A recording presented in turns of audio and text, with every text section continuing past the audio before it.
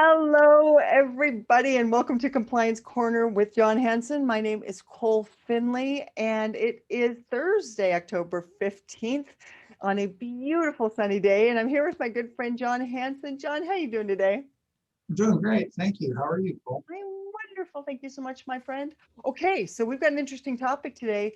It's septic certification post-closing. Walk us through it, John. So we've been having a lot of situations with getting septic systems approved, so as a matter of fact, three different agents yesterday alone had that issue and had to go post-closing to get it done. So there's a couple of things to know about when we're dealing with some post-close work that's going to be done. And one of them is that it is usually the county's ordinance that before a property can be sold, it has to be the septic system, and it's on a septic system. That septic system has to be certified by the county. And so that means they have to, give their approval on it. And so to do so is sometimes considered a misdemeanor. Sometimes there's just, fines attached.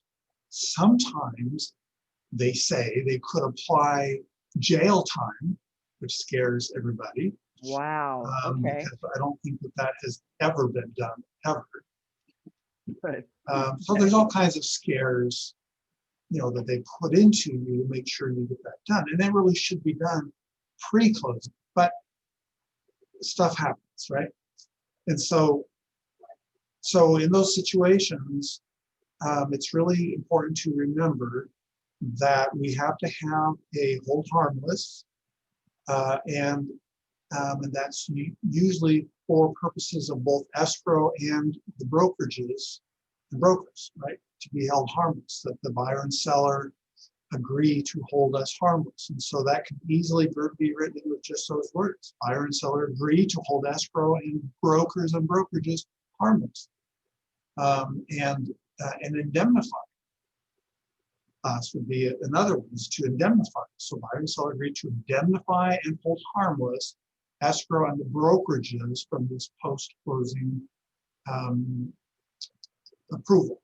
Mm-hmm. And then the other thing to remember about is anytime anything happens post-closing, anytime a party has an obligation, because in this case, it's probably going to be written so that the seller has to perform any work necessary post-closing to get that county certification.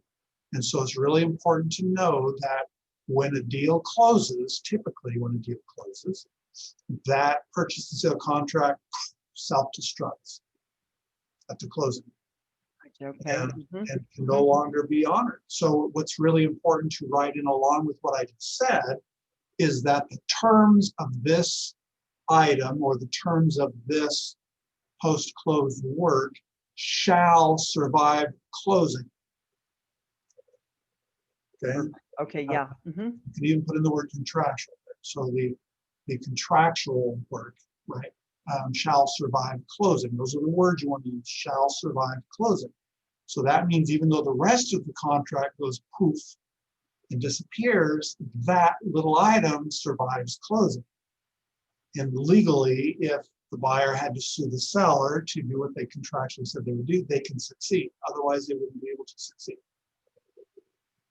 Makes total sense. Wow. Okay. So, the thing I always find so fascinating with you, John, is just how well you know all of these things. And this is such an important topic. And I always love how you just kind of keep everybody along the straight and narrow. We're able to do our jobs really, really well. So thanks again for a great topic today, John. I sure appreciate it. You bet. My pleasure. All right. Have a fantastic rest of your weekend, everybody. You have a fantastic rest of your weekend. We'll see you next week. Bye.